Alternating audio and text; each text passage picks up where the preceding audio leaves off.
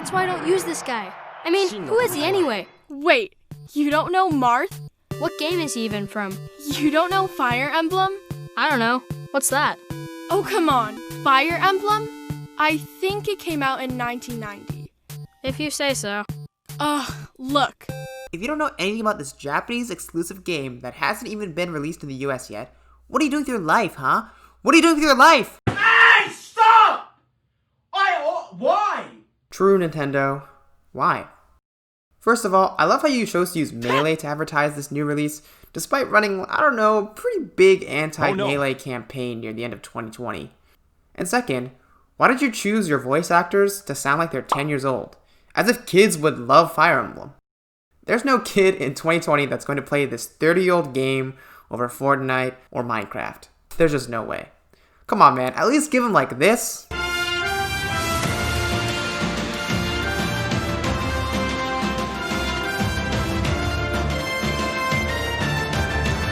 Or this.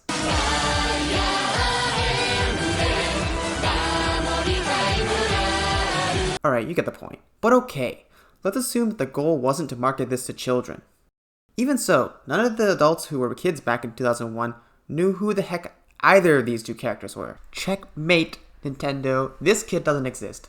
So I don't know, I'm just a little confused on who you're marketing this to. But anyways, for those of you who don't actually know, Fire Emblem is a series of turn-based strategy RPGs developed by Intelligent Systems, basically Nintendo. You can think of it almost like chess, except with a much larger map, more in-depth combat interactions, head-patting mini-games? What the fuck? So, each game in the series tends to follow the same formula when it comes to storytelling. You're a good guy. Bad guys invade your kingdom. You try to fight back, but you're level 1, so it's time to just get the heck out and make some friends. Oh, look! A conveniently placed Sword of Legend! Oh yeah, and the real bad guy is a dragon. So, with the power of friendship, conveniently placed plot points, and a really broken, overpowered sword, you defeat the dragon. The end. This is obviously generalized, and of course, there are exceptions to this formula, which actually turned out really good in my opinion. But ultimately, what do I think of Fire Emblem as a whole? Intelligent Systems, just take my money. Because I love Fire Emblem. I love everything from the music, to the graphics, to the gameplay, even that cheesy story I've heard 1,000 times over. But, if there's one thing that manages to excite me every single time, it's meeting all the characters in my party. In my eyes, Fire Emblem has never been a story centered around a single character. It's about a group of many smaller narratives that all tell something about the world the game is set in. The game even teaches the player to value the lives of all characters, with the mechanic it's most famous for, permadeath. Once a unit falls in battle, there is no way to recover them. They're gone for good. I think it's this importance that Fire Emblem places on its characters that makes it so charming to a player. Characters impact other characters, and there are always tons of neat interactions throughout the games. And by a ton, I mean like 100 pages of this large-ass book filled with size 9 font dialogue. And this mountain of text not only affects gameplay, but generally they're just fun and interesting to read.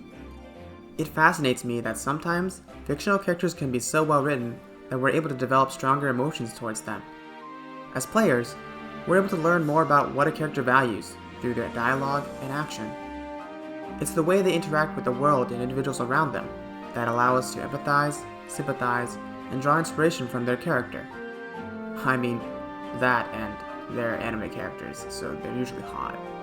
Given these two qualities, attractive personality traits and physical traits, we've basically found the two things that everyone generally looks for in a friend. So, I'd say it's really natural to feel a connection to these characters. This doesn't only apply to games, but all forms of entertainment, such as movies, YouTube, Twitch, anime, etc. Okay, cool. So, we can become more emotionally attached to pre-written characters. Well, why does any of this even matter? What's the point of even talking about all of this? Introducing the main point of this video! I believe that fictional characters in entertainment have a much greater influence than we think on how we act as people and how we develop our own friendships. Just think, for example, about a lot of the different entertainment we consumed as kids, and even as adults. You know, like comics or manga, anime, movies, games, even fables and fairy tales. Oftentimes, these stories are centered around a main protagonist that's faced with some sort of issue, something that they can't avoid. Over the course of the story, usually the protagonist grows in either knowledge, strength, or heart, which is the key to overcoming the initial problem they were faced with. The important takeaway here isn't the outcome, but it's how they achieve the outcome. Protagonists generally achieve their growth by emulating what our society has deemed as good behavior. What allows them to become a better version of themselves or gain friendship from their peers are actions like extending a hand to someone in need, owning up to a mistake, being more selfless for the benefit of others. And seeing them overcome their struggle makes us as people want to do the same. We too want to solve our problems, make some amazing friends along the way, and just live a fuller life. And so, I really do think that these characters change the way we interact with others and ourselves. So to quickly recap, I think these 2 points generally affect everyone, because fictional characters really have the potential to impact individuals as much as a normal person can. From a personal experience, my interest in fictional characters has also done the following for me. It's made me want to attempt to understand more people in the world, regardless of our differences, and it's also made me want to pursue deeper life relationships with people. And I want to go into this last point a little more in depth, because personally, I think it's what makes us feel the most whole in life. Everyone wants to feel like they're part of something bigger, something that they can identify with. And so it's really common for fictional stories to glamorize deep relationships between individuals, because as people, we find them naturally desirable. That's why genres like romantic comedy have been consistently popular for centuries, and why newer games such as Stardew or Persona have like an inbuilt friendship system. To give a bit more context regarding what I mean by deeper relationships, Aristotle, a famous Greek philosopher, once stated that there are 3 main types of friendships between people: friendship of utility, friendship of pleasure, and friendship of the good. The first 2 are often known as accidental friendships. While Aristotle didn't necessarily see these as bad, he felt that their lack of depth limited their quality. A friendship of utility revolves around a beneficial transaction between 2 parties, and ends when one party has nothing further to gain from the relationship. A friendship of pleasure revolves around mutual interest between 2 parties, and tends to be more emotionally based. The relationship ends when one party's preferences or interests have changed. The final type of friendship, which is the deeper relationship I mentioned earlier, is known as the friendship of the good. In this friendship, both parties hold a mutual appreciation for each other's virtues and values.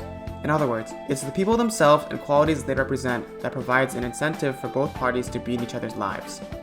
Generally, this type of friendship is harder to form due to the amount of time, trust, and emotions needed by both parties. It's a large commitment, but the beauty of such a relationship is that both benefits from the previous types of friendships are automatically gained. What makes me value these deeper relationships more are the next levels of trust, understanding, and happiness that comes with the relationship. People close to me support me and like me for who I am, rather than who I'm not. And likewise, knowing that I'm important to someone and that I matter in their life makes me feel more appreciated.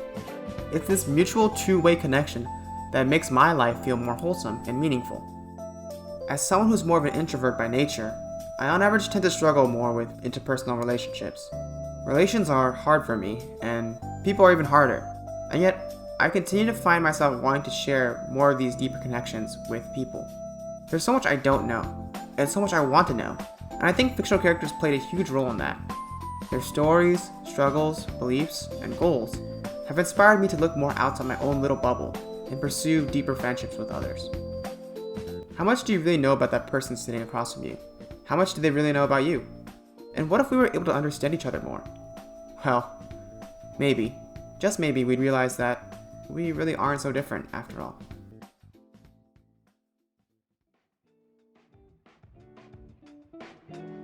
So that basically wraps up my thoughts on this topic, and to reiterate in case you lost my point somewhere in the video, I think fictional characters have the ability to influence the way we treat others and the way we treat ourselves. Stories of fictional characters, in general, present a sort of fantasy of what could be in someone's life, rather than what actually is in someone's life. And so, it's really up to the viewer to pursue those things, whether it's being a better person, wanting more perspective on different topics, or wanting deeper connections with others. So I think having these relations with fictional characters is healthy, as long as it's like not an obsession with them.